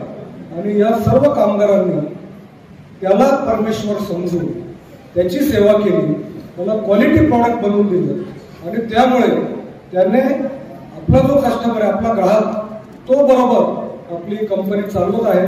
कारण की तो आपले प्रॉडक्ट हे नियमित खातो आणि इतरांनाही सांगतो की आपली गायछाप जर्दा चांगली आहे. आणि अशा प्रकारे आपली कंपनी चालत असते. आपण ज्या काही नवीन नवीन मशिनरी घेत असतो त्या ही गोष्ट लक्षात ठेवायला पाहिजे की कामगार कमी करण्यासाठी आपण मशिनरी घेत नाही, तर कामगारांचं काम हे सोपं व्हावं, त्यांचे कष्ट कमी व्हावे आणि क्वालिटी प्रॉडक्ट व्हावं यासाठी आपण ही मशिनरी घेत असतो. आज आपण नितेशजी बनसोड यांचा सन्मान केला. हा का केला तर त्यांनी फक्त स्वतःपुरतं त्यांचं घर चालण्यासाठी कार्य केलं नाही. ते काही फार मोठे कोट्याधीश किंवा लखपती हे नव्हते, त्यांचं आपण ऐकत होतो आता. तर स्वतः एक सामान्य व्यक्ती, कधी कधी वडापाव खाल्ला, कधी कधी भाकरी, कधी कधी हॉटेलमध्ये काही उरलेलं अन्न खाल्लं, परंतु त्यांनी स्वतःचं पाहिलं नाही. तर जे मुलं आहेत ज्यांना कुणी नाही त्यांचं रक्षण त्यांनी केलं. आणि त्यांनी सुरुवात करताना हा विचार केला नसेल की मी आतापर्यंत 500 मुलांचं मी कार्य करेल किंवा 1000 मुलांचं नाही. त्यांनी फक्त 4-5 मुलांनी सुरुवात केली आणि परमेश्वर त्यांना मदत करत गेला आणि आता इतक्या मुलांची सेवा हे ते करत आहे. म्हणजे जो फक्त स्वतःचं काम करत नाही, स्वतःपुरतं करत नाही, तर तो इतरांचं काम देखील करतो, त्याचं देखील भलं करण्याचा प्रयत्न करतो, तो खरा मनुष्य असतो. आणि हे त्यांनी आपल्याला दाखवून दिलं आणि म्हणून आपण त्यांचा आज सन्मान केलेला आहे. आणि महत्वाची व्यक्ती आज आपल्याकडे म्हणजे जे निवडून आले, अमोलजी खताळ, हे निवडून आल्यानंतर पहिल्यांदाच आपल्या या कारखान्यामध्ये त्यांची भेट आहे आणि त्यांच्याकडून देखील आपण प्रेरणा घ्यायला पाहिजे. कारण की इतक्या दिवस आपण असं म्हणत होतो की नथिंग इज इम्पॉसिबल, म्हणजे कुठलीही गोष्ट अशक्य नाही. आणि त्यासाठी आपण सचिन तेंडुलकर किंवा लारा यांची आपण उदाहरणं द्यायचो की त्यांनी वन डे मध्ये 200 रन केले, लाराने एका वेळी 400 रन केले. परंतु आता नथिंग इज इम्पॉसिबल म्हणणारा आपल्याच गावामध्ये एक व्यक्ती आहे आणि ती म्हणजे अमोल खताळ. खरं तर किती मोठं ध्येय असेल त्यांच्या मनामध्ये. आणि त्यांनी हे केवळ एका महिन्यात केलं नाही, तर याच्यापूर्वी त्याने अनेक असं कार्य केलं असेल, अनेक लोकांची सेवा केली असेल, अनेक महिलांची मदत केली असेल.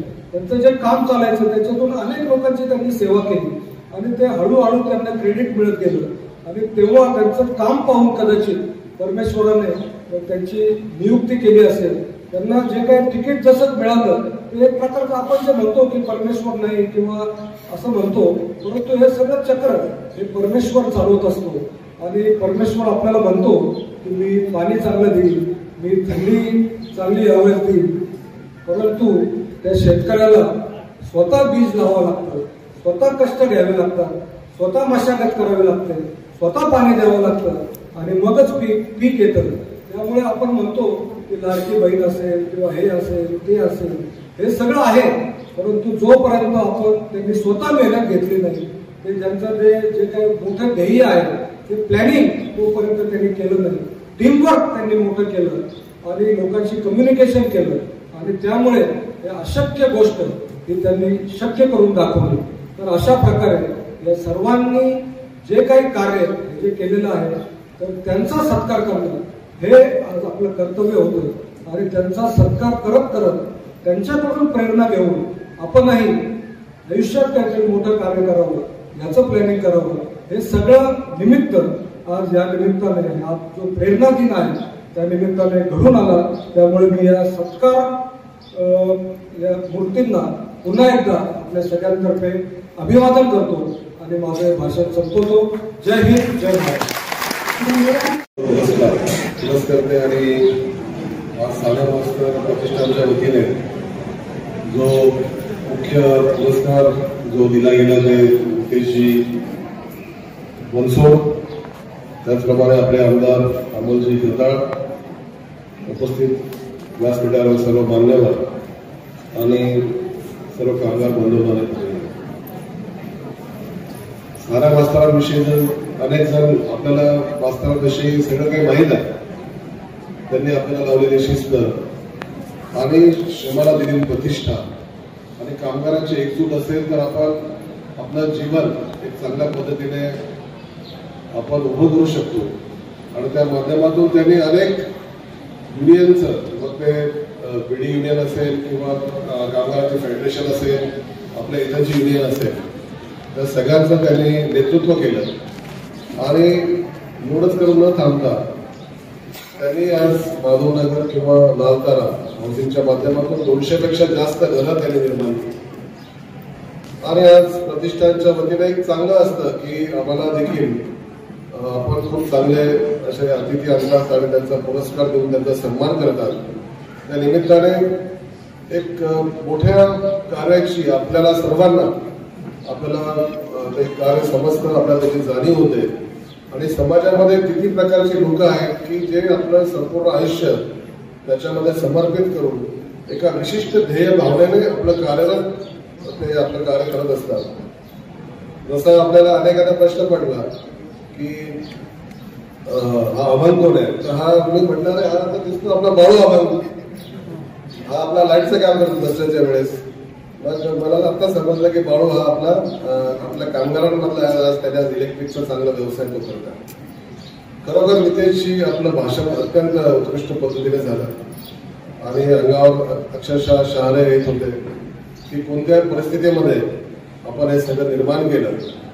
आणि खरोखर हे खरं आहे की मुलांना जेव्हा आई वडील नसतात तेव्हा त्यांचं सर्व ठिकाणून त्यांना भेटकारलं जातं, तसं समाजामध्ये कोणी नसतं. आणि अशांना आपण आधार दिला आणि त्यांना आपण आज मोठं करत आहात. आपल्यावर देखील हाच प्रसंग आला आणि त्याच्यातून तुम्हाला एक प्रेरणा मिळाली. पण तुम्हाला एक खरं सांगतो की जसं एखाद्या गरीब मुलाच्या बाबतीमध्ये असतं तसंच याच्यामध्ये गरीब श्रीमंत असा भेद करता येत नाही.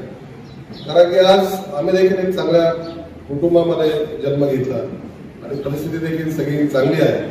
परंतु आज मला किंवा राजेश असतील आम्हाला आई आहे, परंतु आज वडील नाही.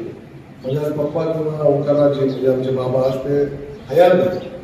परंतु आज आम्हाला देखील एवढंच दुःख आहे की आपण जे प्रगती केली, जे आपण संपूर्ण देशामध्ये आज मालपाणी उद्योग समूहाचे वेगवेगळ्या आपले जे काही व्हर्टिकल्स असतील त्याच्यामधून आपण जे पुढे जात आहोत आणि ते एक शाबासकीची थाप देणारी आज ते दोघं आमच्यामध्ये नाही.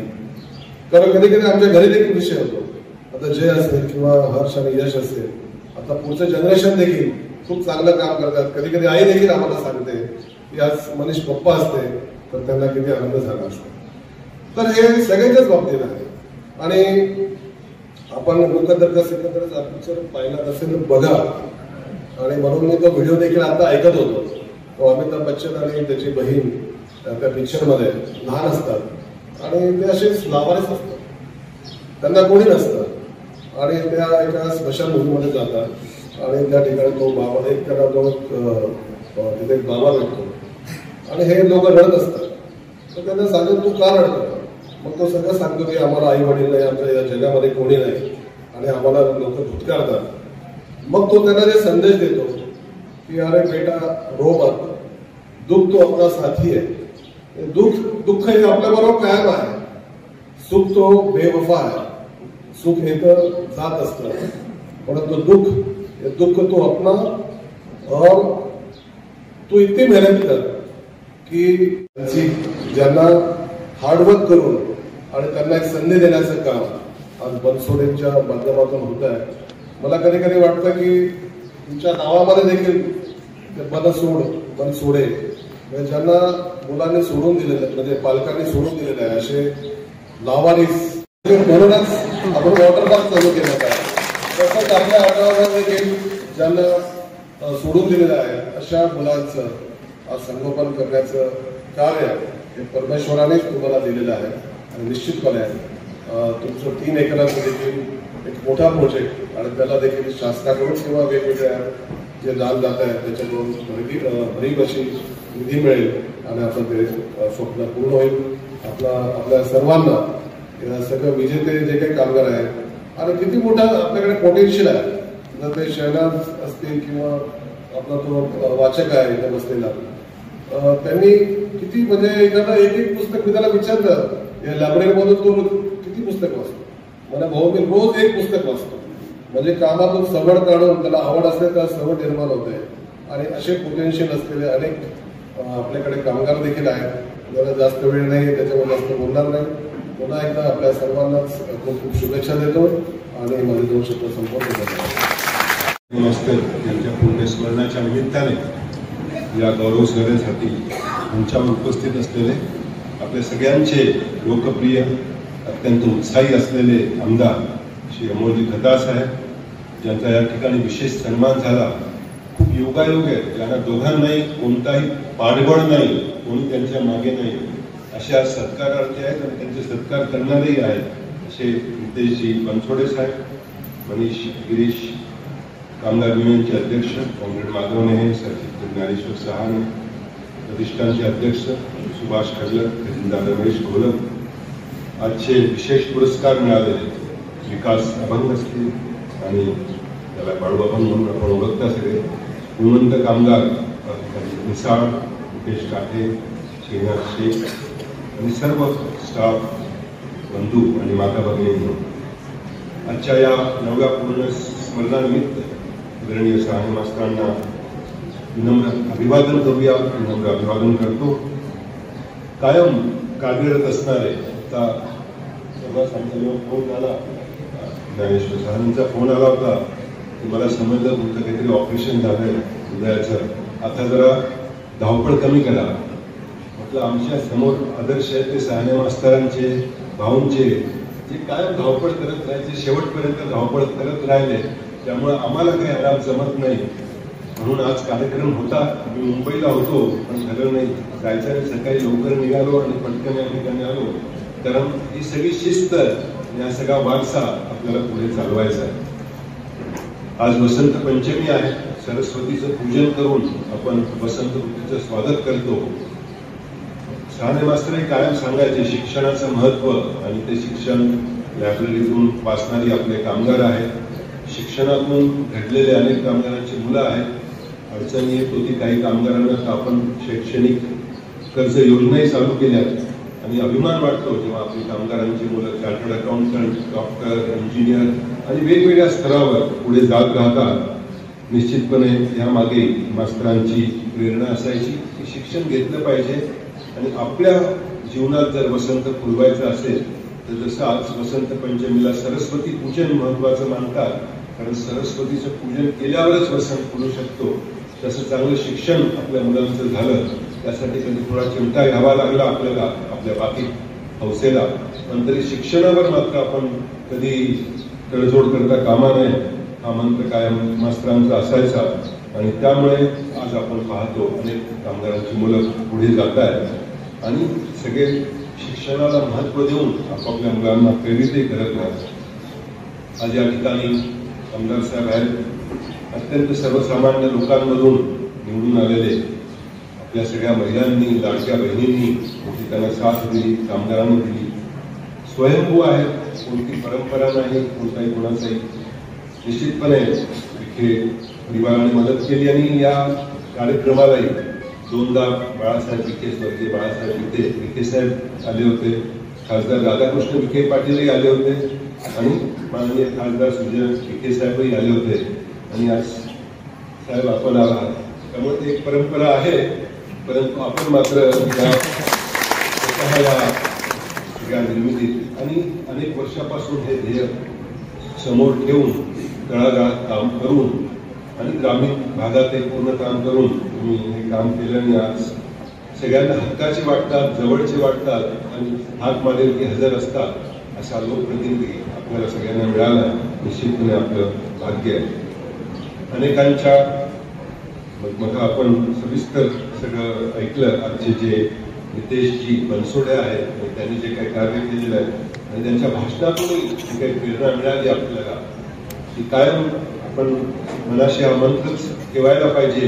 ये मत कहो खुदा से मेरी मुश्किलें बड़ी है, ये मत कहो खुदा से मेरी मुश्किलें बड़ी है, ये कह दो मुश्किलों से मेरा खुदा बड़ा है. माझा परमेश्वर तुमचे संकटापेक्षा, तुमचे अडचणीपेक्षा मोठा आहे असा विश्वास ठेवून त्यांनी जी वाटचाल केली आहे, अनेकांना सावली दिली आहे. म्हणजे ज्याला नाही कोणी त्याला मालपाणी असेल काही की अनेक परिस्थिती असते, विधवा असतील अशा महिलांना याआधी काम या ठिकाणी मिळायचं. मागे त्याला जवळजवळ काम मिळायचं असं या कारखान्यात व्यवस्था होती. परंतु ज्याला नाही कोणी त्याला सावली देणारा आजचं व्यक्तिमत्व आपल्या या ठिकाणी आहे. अनेक गरजूंना त्यांनी सावली दिली आहे. गोमातेचे ते संगोपन करतात, ज्या चित्राचा आपल्याला अभिमान आहे.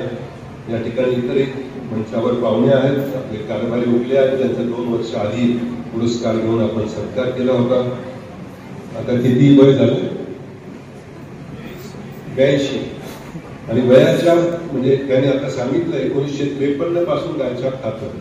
53 पासून 71 वर्ष त्यांना गायछाप खाता खाता झाली. गायछापला 75 वर्ष झाली. तेव्हापासून ते घेत आहेत. फक्त पाहुण्याला त्यांनी पटकन गायछापची आपली टप्पी काढली, त्यातून सुपारी काढून दिली. सुपारी नका दाखवू, सुपारी नका काढू टाकू, सुपारी घातक आहे. आमची गायछाप घातक नाही. आणि त्यांना सगळे मेडिकलचे प्रूफ द्यायला सांगितले गोलकांना. त्यामुळे ते तुमचा जो ब्रँड अँबॅसेडर तुम्ही ज्याचे आहात, तुम्ही काय ते घेत आहात ते तुम्ही घेत आहात. आणि बाकी सगळे पाहुणे या ठिकाणी आले. उशीर बराच झालाय. त्यामुळे अधिक काही न बोलता या ठिकाणी पुन्हा एकदा सगळ्या सत्कारवरतींचं अभिनंदन करतो. पहिल्यांदा ते निवडून आल्यावर आले, वारंवार येत राहतील, आपल्या अडचणी सोडवत राहतील. त्यांचे या ठिकाणी स्वागत करतो. धन्यवाद.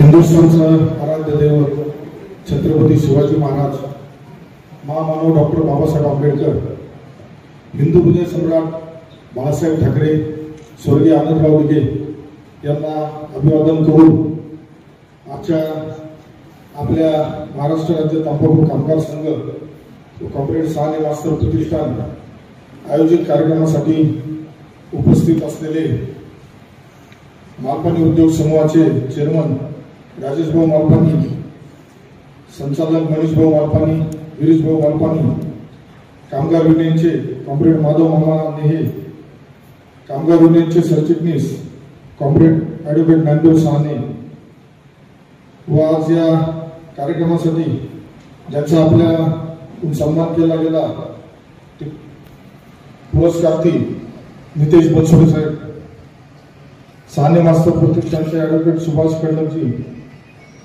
साने मास्तर प्रतिष्ठानचे खजिनदार रमेश गोलवजी, तसेच आज संगमनेर पाथर्डी येथील कामगारांना ज्यांना पुरस्कार दिला गेला असे अजित मिसाळजी, मुकेश काटेजी, शाहनवाज शेख, तसेच कारभारी कॉम्रेड कारभारी उरले, माझ्याबरोबर आले आमचे सहकारी शिवसेना उपजिल्हा प्रमुख रमेश भाऊ काळे, सुयोगजी गुंजा, सर्वप्रथम तर मी आज कार्यक्रम जरी वेगळा असला तरी मला निवडणुकीच्या निकालानंतर आपल्या आभार मानायची प्रत्यक्ष संधी भेटली नाही. अप्रत्यक्षपणे जसे मला कोणी भेटत गेले प्रत्येकाचे आभार मानत आलो. परंतु आज इथं उपस्थित असलेले माझे सगळे कामगार बांधव, माझ्या लाडक्या बहिणी, आज माझ्या विजयामध्ये आपल्या सगळ्यांचं, मालपानी उद्योग समूहाचं खूप मोठं योगदान आहे हे मला नाकारता येणार नाही. आपण ज्या पद्धतीने मला प्रेम दिलं त्या प्रेमामुळेच आता आपल्या अर्चनाताईंनी सांगितलं सूत्रसंचालन करताना का महाराष्ट्रामध्ये जाईंट किलर म्हणून ही जी ओळख निर्माण झाली, ही ओळख फक्त तुम्ही मायबाप जनतेमुळे निर्माण झाली.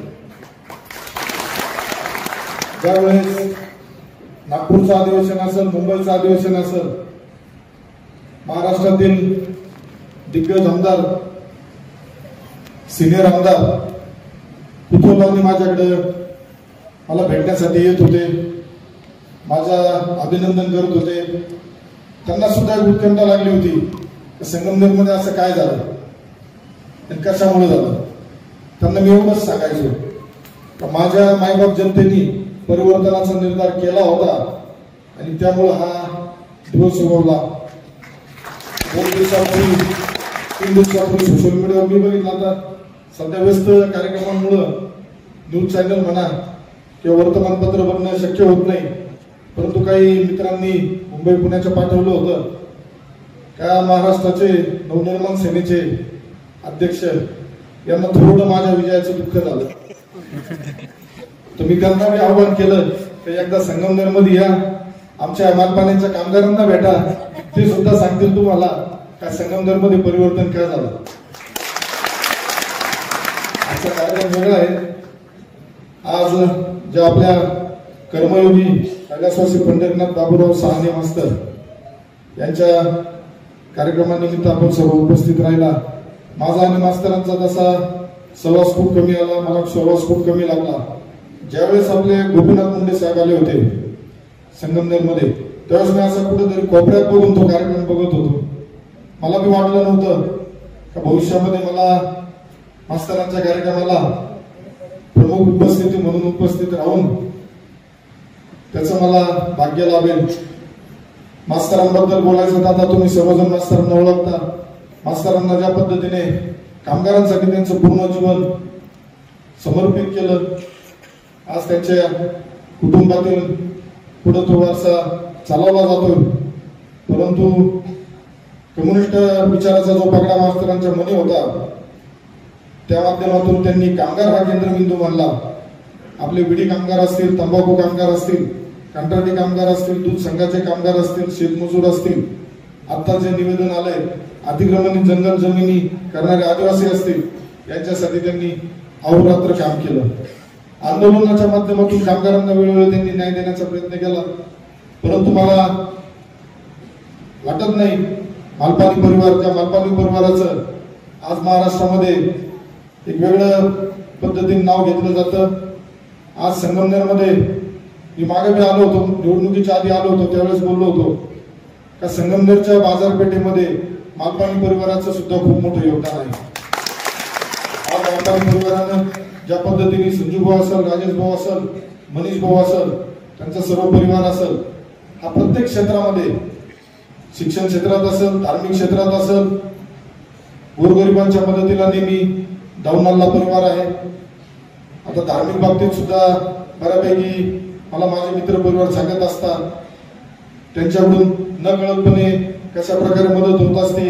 आता माझ्याकडे 2-3 महिन्यापासून मी आमदार झाल्यापासून बरेच जण काही मदतीसाठी येतात, त्यावेळेस ते स्वतः सांगत असतात आम्हाला मालपानी परिवाराकडून आर्थिक स्वरूपात मदत झाली, बाकीची सुद्धा मदत झाली. आज त्या परिवाराच्या माध्यमातून मालपानी हॉस्पिटल सुद्धा संगमनेरमध्ये सुरू आहे. आज निवेदन मला आपल्या ESIC दवाखाना संदर्भात मिळालं, परंतु मला सांगायला निश्चित आनंद होईल. मी तळागाळातून काम करत असल्यामुळं मला संगमनेर तालुक्यातील शेतकरी असतील, कामगार असतील, आमच्या लाडक्या बहिणी असतील, तरुण असतील, सगळ्यांच्या समस्याची जाणीव असल्यामुळं आपला प्रस्ताव माझ्याकडे उशिरा आला. परंतु मी यापूर्वीच आपल्या देशाचे लोकप्रिय पंतप्रधान नरेंद्र मोदी साहेब मुंबईमध्ये आता सर्व नवनिर्वाचित आमदारांना भेटण्यासाठी आले होते. त्यावेळेस आम्हाला पक्षाकडून शिवसेना पक्षाकडून आमचे नेते एकनाथ शिंदे साहेब यांच्याकडून सूचना आल्या होत्या. मोदी साहेबांना तुमच्या मतदारसंघासाठी काही पत्रव्यवहार करायचा असेल तर ते पत्र तुम्ही बनवून द्या. त्याच्यावरती शिंदे साहेबांनी स्वतः एंडॉर्स करून त्याची शिफारस करून ते पत्र मोदी साहेबांकडे दिलं. त्यामध्ये मी आपल्या संगमनेर मतदारसंघासाठी या ठिकाणी असलेल्या कामगारांची संख्या लक्षात घेऊन एक कामगार रुग्णालयाचं कामगार हॉस्पिटलची मागणी यापूर्वी केली आहे. त्यामुळं मी सुद्धा तुमच्यातीलच एक तळागाळातील सामान्य शेतकरी कुटुंबातील मुलगा आहे. मला तुम्ही तुमचा मुलगा म्हणून आणि भाऊ म्हणून जे प्रेम दिलं त्या प्रेमातून या संगमनेर तालुक्याच्या मायबाप जनतेच्या प्रेमातून मी कधीच ऋणातून मुक्त होणार नाही. या पद्धतीने माझं काम राहील आणि तुम्हाला सुद्धा महाराष्ट्रामध्ये कुठेही फिरताना कुठल्याही गावामध्ये जाताना तुमचा आमदाराचा अभिमान वाटेल आणि तुम्हाला कधीच कमीपणा येणार नाही. सामाजिक काम असेल राजकीय काम असेल मी यापूर्वीच सांगितलंय निवडणूक झाल्यानंतर मी राजकारण बंद केलं म्हणजे राजकारण ज्यांनी मतदान नाही दिलं त्याचं सुद्धा मला काम करायचंय. ज्यांनी मत दिलं त्याच्याच कामासाठी मला मी संगमनेर तालुक्याचा प्रथम नागरिक म्हणून मी सर्व तालुक्यातील जनतेच्या सुखदुःखामध्ये सहभागी होण्याचा माझा प्रयत्न राहणार आहे. आज ज्यांचा सन्मान करण्यात आला असे आपल्या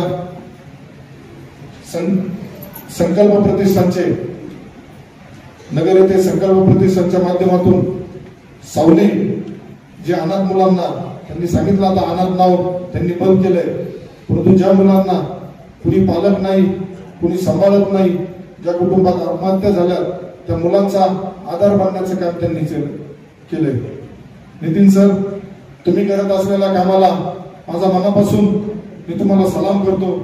तुमचं काम निस्वार्थीपणे चालू आहे.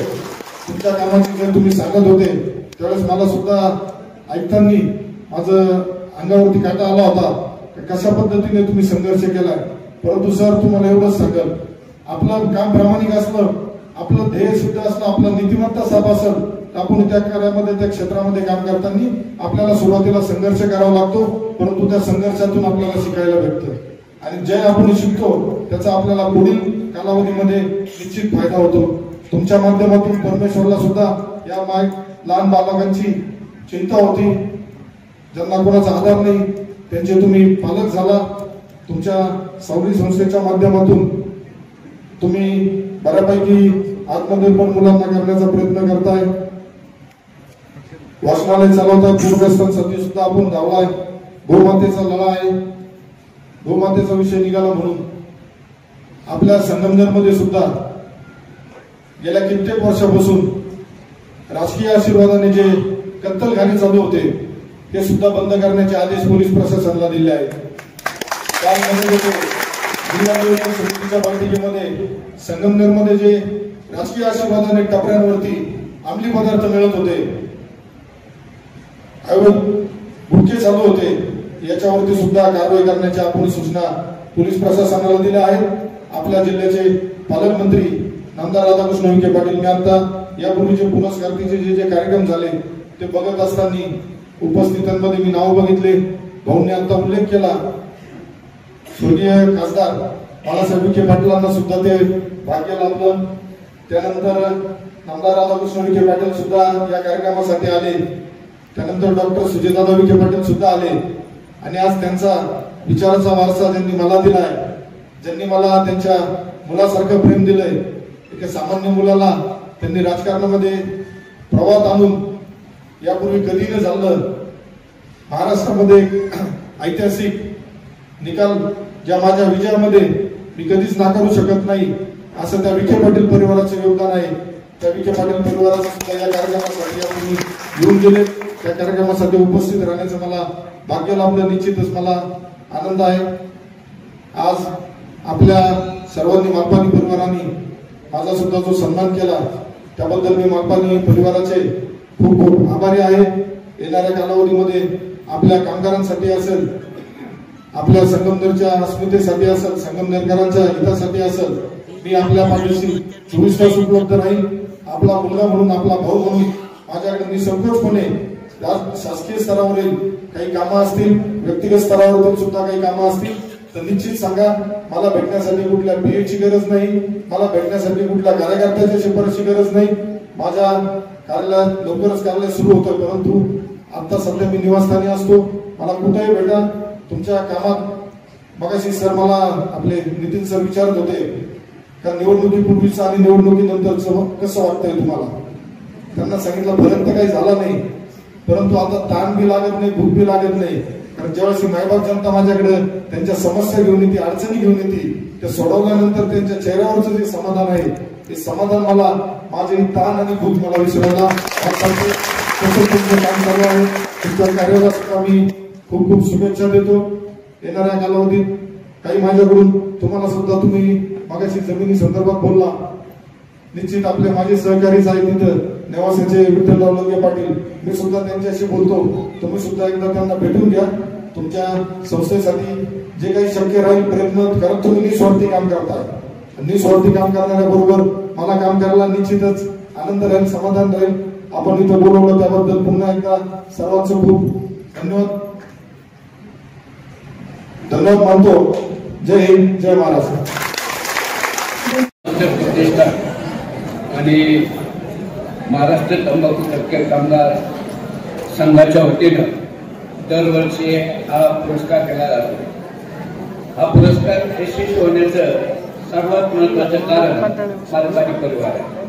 मालपानी परिवार सर्व प्रकारचं सहकार्य या प्रतिष्ठानला करतं, त्यामुळे हा कामगार कार्यक्रम यशस्वी होतो. आज ज्यांना आपण पुरस्कार दिला तो पुरस्कार माझाच विद्यार्थी नितेश बनसोडे यांना आहे. शिक्षकाचा सर्वात आनंदाचा क्षण आपला विद्यार्थी ज्यावेळेस मोठा होतो त्याचा सत्कार केला जातो त्यात असतो. नितेश याचं काम मी नगरमध्ये जवळून पाहिलेलं आहे. तो पायाला बिंद्री लागल्याप्रमाणे सतत फिरत असतो. लोक त्याला, तो लोकांकडे जात नाही, लोक त्याला मदत देण्यासाठी बोलवून घेतात. आणि मला आनंद दुसऱ्या एका गोष्टीत झाला का माझ्याच आजोबांच्या नावानं दिला जाणारा पुरस्कार एका सच्च्या कार्यकर्त्याला मिळाला. मी नेतेच अभिनंदन करेन.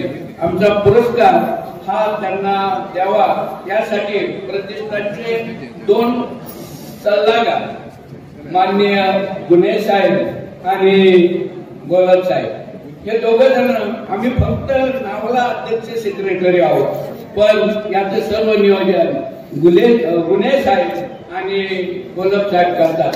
त्यांनी सर्व एकूण माहिती काढली आणि सावलीसाठी पुरस्काराचं काय मी सांगितलं, मीच सुचवणार होतो.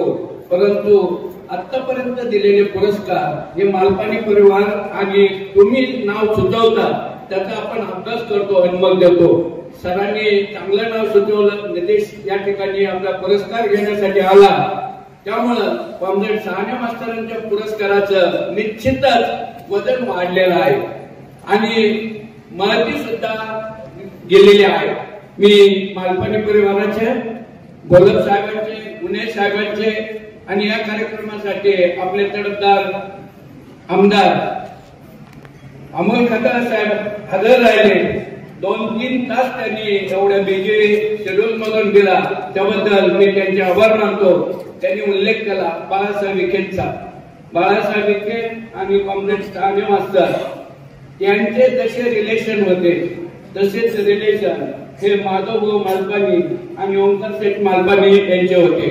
ते एकमेकाचा कधी अवमान होणार नाही याची दक्षता घेत होते. तीच परंपरा या तिन्ही बंधूंनी चालवलेली आहे आणि म्हणूनच हा पुरस्कार यशस्वी होत आहे. माझ्या कामगार बंधूंना पुरस्कार मिळाला, त्या पुरस्कारातून आपण राहिलेले कामगार निश्चितच प्रेरणा घ्याल असा मी विश्वास व्यक्त करतो. या ठिकाणी आपण सर्वजण उपस्थित झाला त्याबद्दल तुमच्या सर्वांचे आभार मानतो. मागील वर्षाचे पुरस्कार विजेते कॉम्रेड कारभारी उगले जे आमचे मार्गदर्शक आहेत ते आवर्जून उपस्थित राहिले, त्यांचाही आभार मानतो. सर्व स्टाफचे आणि कामगारांचे पुन्हा एकदा आभार, धन्यवाद.